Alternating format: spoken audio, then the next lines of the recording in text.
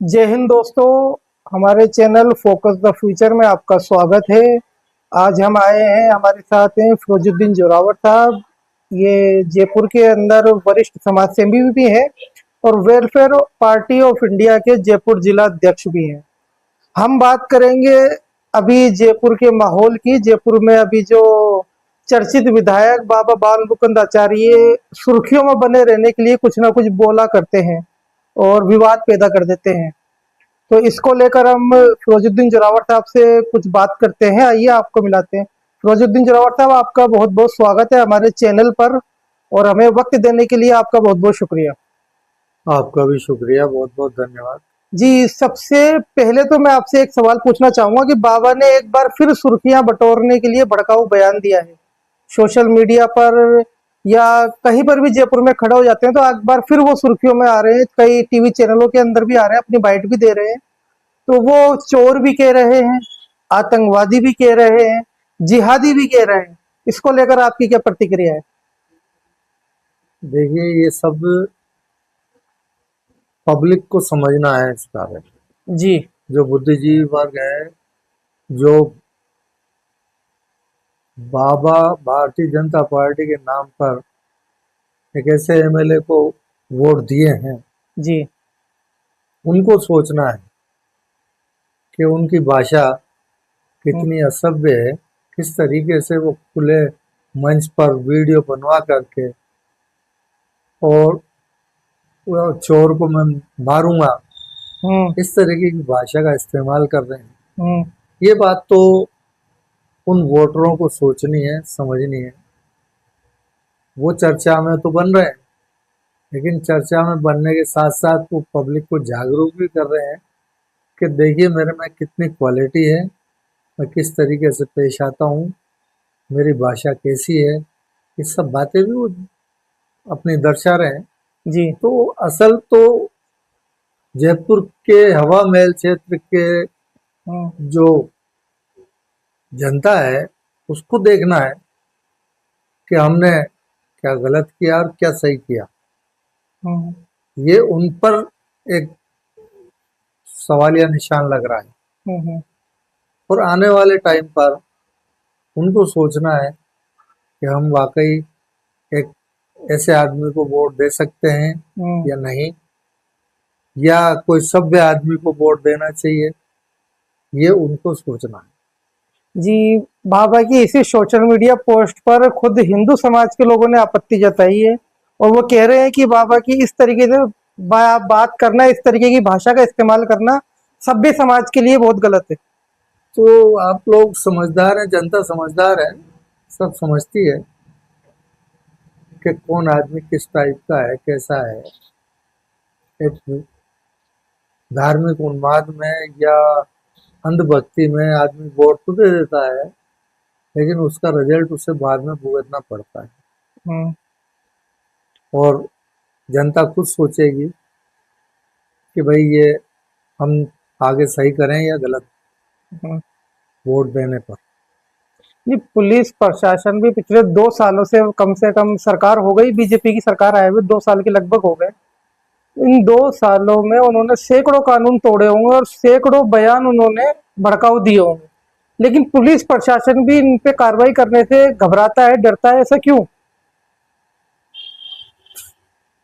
Police प्रशासन in charge हो या एडिशनल एसपी हो या एसपी हो, हम्म। वो लोग हाई अथॉरिटी का इंतजार करते हैं। उन पर बंदिशें ये है कि हर आदमी ये चाहता है कि मैं जयपुर में रहूं या मेरी पोस्टिंग है वहां से नहीं जाऊं। इस चक्कर में वो इन नेता लोगों से दबिश में पुलिस रहती है, दबाव में रहती है। और अगर हाई अथॉरिटी अगर इशारा कर देती है अपने अधिकारी को कि इनके खिलाफ एक्शन लो, तो जरूर लेती है पुलिस, ऐसा नहीं है। हम्म। लेकिन ये ले नहीं पा रहे। इसकी वजह ये है कि ये अपनी जगह छोड़ना नहीं चाहते। जी। ऐसा कोई पुलिस अफसर होगा कि जो कहते हैं कि मैं तो बोरिया बिस्तर साथ रखता हूँ, हम्म। यानी मेरे को बाड़मेर भेज दो, कहीं भेज दो, मैं अपनी ड्यूटी में अपनी ईमानदारी से करूंगा। वो अफसर कोई अगर जयपुर में हो या हवा महल में हो तो वो कार्रवाई कर सकता है। बाकी तो हर एक आदमी एक न एक से दबाव में रहता है।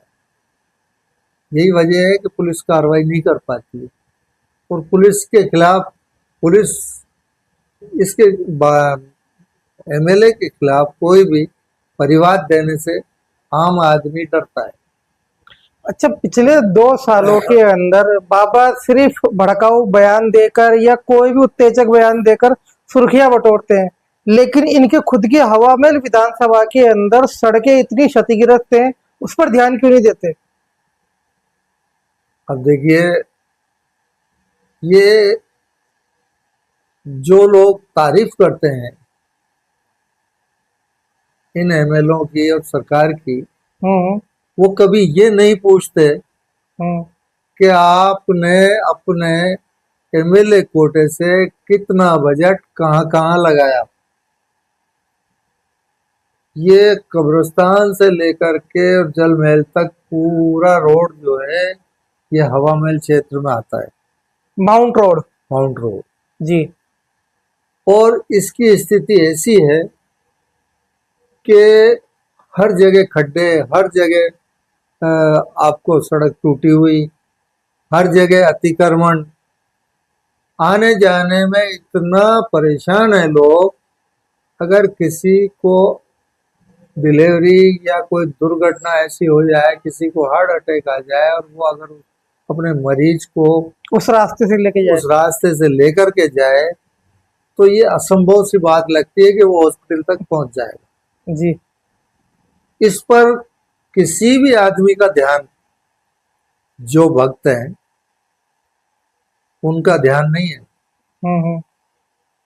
वो तो सिर्फ धार्मिक चश्मा लगा करके और जयकारों के नारों के साथ शामिल हैं। क्या बाबा को सिर्फ भड़काऊ बयान देने या उत्तेजक बयान देने या मीडिया में सुर्खियां बटोरने के लिए ही चुनाव जिताया गया है? काम करने के लिए उनको कोई चुनाव नहीं जिताया गया। अभी तो मामला ऐसा ही लगता है जी। कि इन्होंने जो चुनाव जीता है, अ, हमारे हवा महल विधायक साहब ने, वो सिर्फ अपनी वाहवाही के लिए ही चुनाव जीता है। काम तो जो विकास के कार्य होने चाहिए वो 1% भी विकास नजर अच्छा। नहीं आता हवा महल में। अच्छा फिरोज साहब, अगर आप पिछले 2 साल में बाबा के विकास कार्यों पर उनको नंबर दें तो कितने नंबर देंगे? भाई मैं क्या नंबर दूंगा, मैं तो एक अपोजिशन में हूँ यूं मान लो। हम्म। लेकिन नंबर तो आप आम जनता से लो, हम्म। वो कितने नंबर देती है हम्म। उन पर डिपेंड है। जी। वो विकास कार्य देख करके अगर नंबर दें हम्म। तो उनसे पूछो कि भाई विकास कार्यों के आप कितना नंबर देंगे और क्या क्या विकास हुए, ये आप जनता से पूछो। जनता की चौपाल में जनता से सवालात करो, तब जाके ये हकीकत पता लगेगी। और लोग बिल्कुल भी इंटरेस्ट नहीं लेते कि कोई इन्हें ये कहे कि भाई इस रोड की हालत, जबकि खुद विधायक साहब निकलते हैं, पुलिस के आला अधिकारी निकलते हैं, निगम के आला अधिकारी निकलते हैं, गवर्नमेंट बॉडी खुद जो है एक्शन ले लेती है, लेकिन गवर्नमेंट बॉडी भी नहीं लेती कि पैसा तो एमएलए कोटे से लगना है तो बाबा खुद लगवाए। तो ये जागरूक जनता जो है वो जब तक नहीं होगी, जब तक ये हालात बदलने वाले नहीं। अच्छा, ये मान लो आप बाबा की बात कर रहे हैं, तो ये हवा महल विधानसभा क्षेत्र के अंदर नाले भी बहुत थे, जिनको शुरुआत में ये कहा गया था कि नालों की सफाई कराई जाएगी। या कच्ची बस्तियां हैं, कच्ची बस्ती में एक बट्टा बस्ती के पीछे जो फ्लैट बने हुए हैं, उस पे तो खुलेआम बाबा पे ये आरोप लग रहा है कि वहां पर जो गुजरातियों को बसाया गया है, जो कब्जा कराया गया है सरकारी फ्लैटों पे, वो बाबा बाल्मो को तचारी के जरिए करवाया गया है। हाँ, ऐसा बीच में सोशल मीडिया पर हाँ। ऐसे खबरें आई और थी। वो आज भी वो गुजराती फ्लैटों पे कब्जा करके बकायदा रह रहे हैं, बिल्कुल सही कह रहे हो आप। गैर कानूनी तरीके से। वहां पर अपना वोट बैंक बढ़ाने की गरज से ये कार्रवाई की गई, और ये बात नगर निगम के आला अधिकारियों को भी पता है, पुलिस को भी पता है। वहां पर अतिक्रमण हुआ है, कब्जे कराए गए हैं, और दूसरे लोगों ने भी कराए हैं, वहां के छोटे नेताओं ने भी कराए हैं, लेकिन उस पर ना तो निगम एक्शन ले रहा, ना एमएलए साहब एक्शन ले रहे। एमएलए साहब ने तो खुद ने जो है, सुनने में आया है कि वहां पर जो है इस तरीके के गुजरातियों को जो है बसाया गया, तो ये वोट बैंक बढ़ाना है। अच्छा, वोट बैंक अगर बढ़ाएंगे तो वोट बैंक उनकी पहचान पत्र का आधार क्या देंगे, जो वो तो कब्जेदारी है, उनके वोट कैसे अरे बन भाई, सकते आज नहीं तो 2 साल बाद पहचान पत्र बन जाएंगे, हैं? तो बन तो 5 साल 3 साल बाद चुनाव होंगे। अभी बाबा ये कहते हैं कि बांग्लादेशी घुसपैठी है और उन्होंने आधार कार्ड फर्जी बना लिए, उन्होंने पहचान पत्र फर्जी बना लिए। अब घुसपैठी है तो ये भी है, कब्जा करके बैठे हुए, तो क्या अब इनके भी पहचान पत्र और आधार कार्ड फर्जी बनाए जाएंगे? देखिए, पहचान पत्र बांग्लादेशी के नाम से हम्म, ये वोटों का ध्रुवीकरण करते हैं। हम्म, कलकत्ता का कोई मुस्लिम है, हम्म। पश्चिम बंगाल का। पश्चिम बंगाल का कोई मुस्लिम है, वो अगर यहाँ आता है तो थोड़ी बंगाली बोलता है तो उसे बांग्लादेशी बना देते हैं। उनके पास उनका खुद का आधार कार्ड है। अब परिचय पत्र अगर ट्रांसफर कराते हैं वो तो ट्रांसफर होगा, इसमें तो कोई दिक्कत ही नहीं है। वो अब ये कानूनी तरीके से। एसआईआर हुई है तो इसमें वो ट्रांसफर भी करा सकते हैं। हम्म, तो ये सब बातें संभव है। तो जहाँ घुसपैठियों का सवाल है, घुसपैठी तो दूसरे स्टेट के अगर यहाँ आकर के बस रहे हैं, जिनका कोई आधार नहीं है हम्म। यहाँ का, यहाँ का और परिचय सिर्फ पत्र कब्जे के नहीं तौर है, पे बस रहे हैं, तो यहाँ पर उनका कैसे तो वोट बन सकता है? वोट वोट तो बन जाता है। वोट ऐसे बनता है कि अब वो रहेंगे, घुसेड़ दिया। अभी 3 साल जो है एमएलए चुनाव के बाकी हैं। हाँ। अब उनके जो है नई वोटर लिस्ट फॉर्म नंबर 6 भरा जाएगा एसआईआर में अभी अगले महीने। नहीं, मेरा कहने का ये मतलब है उनका बना, लेकिन वो एड्रेस का प्रूफ कैसे करेंगे, क्योंकि वो तो कब्जादारी है ना। अगर उनको बेस क्या देंगे वो? वोटर लिस्ट के लिए कोई मकान मालिक होना जरूरी नहीं होता। हम्म, वोटर 18 साल से ऊपर का भारतीय नागरिक है, वो हम्म। अपने दस्तावेज दिखाएगा कि मैं भारतीय नागरिक हूँ, या मैं फला जगह रहता था अब यहाँ रह रहा हूँ। हाँ, तो वो एड्रेस उनका वही का लगेगा, एड्रेस या यहाँ का वहां से ट्रांसफर होके यहाँ का आ जाएगा। तो यहाँ का तो ये कब्जेदारी है ना। अब कब्जेदारी हो, किराएदार हो, उसका भी तो बनता है। किराएदार का तो बन जाएगा, एड्रेस आ जाएगा, इसका एड्रेस नहीं आ पाएगा ना, इसका कब्जेदारी को एड्रेस कैसे देंगे ये? हाँ, मेन एड्रेस मेन वो बात आ रही है। एड्रेस वो फिर फर्जी एड्रेस ही होगा, फर्जी एड्रेस होगा। क्योंकि वो क्वार्टर नंबर और ये तो दे नहीं सकते, जी। क्योंकि वो अलाट ही नहीं है। अलाट नहीं है। वो खाली भट्टा बस्ती के नाम से सर्वे नंबर कच्ची बस्ती के जो वो सब फर्जी एड्रेस से इनके पहचान पत्र और उस वोटर पर आईडी बने, बनाए जाएंगे। उस पर बने। तो ये चुनाव ये आयोग क्या इस पे गौर करेगा, नहीं करेगा? इसे करना चाहिए, चुनाव कमीशन को भी करना चाहिए, जयपुर कलेक्टर को ध्यान देना चाहिए इन चीजों पर, जी। कि भाई इस तरीके की जो वोटर्स हैं उन लोगों पर कोई वो नहीं किया जाए। वो एड्रेस कंफर्म नहीं होगा जब तक एड्रेस ना वोटर में नाम नहीं चढ़ना चाहिए। अच्छा, अब हम इस इंटरव्यू के दूसरे फेस में जाते हैं। अब हम राजस्थान को छोड़ के बात करते हैं केरला की। अभी केरला में कुछ ही दिनों पहले आपकी पार्टी वेलफेयर पार्टी ने नगर निगम चुनाव में कमाल कर दिया, 75 की तकरीबन सीटें जीत के लाई है। उस पर लेकर आप क्या कहना चाहेंगे? देखिए, हमारी party welfare party of India सैद्धांतिक रूप से पार्टी है, जी। उसूलों की पार्टी है, और हमारा सबसे बड़ा जो मकसद है वो सत्ता हासिल करना नहीं है। जी। सत्ता परिवर्तन भी हमारा मकसद नहीं है। जी। हमारा मकसद है काम काज में बदलाव होना चाहिए गवर्नमेंट, हम्म, और उसके लिए हम काम करते हैं। हमारे पार्टी के अंदर किसी भी अपराधी किस्म के आदमी को हम इन्वॉल्व या पद नहीं देते, हम्म, सबसे बड़ी बात ये है। और जयपुर क्या, राजस्थान के अंदर भी हम केरला की तरह एक अच्छा इतिहास रचेंगे। ओके। जबकि अभी हमारी पार्टी बिल्कुल नई है, हम्म 12-15 साल से लॉन्च हुई है।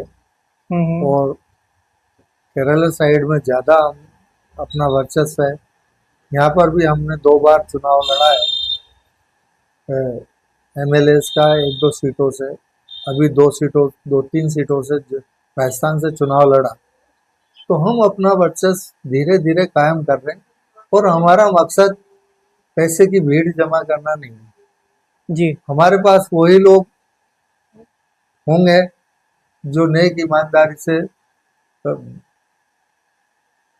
बदलाव चाहते हैं। हम्म लोगों के अंदर एक इंसानियत बतौर बदलाव आ जाए, उनमें अपने एक क्षमता पैदा हो, जो गवर्नमेंट से बुराई के खिलाफ लड़ने की क्षमता रखते हों। ऐसे लोग हमारे साथ आते हैं और हम उन्हीं को लाइक करते जी, अभी आपकी party welfare party of India Jaipur के नगर निगम चुनाव की जो तैयारी चल रही है वो किस तरीके से चल रही है?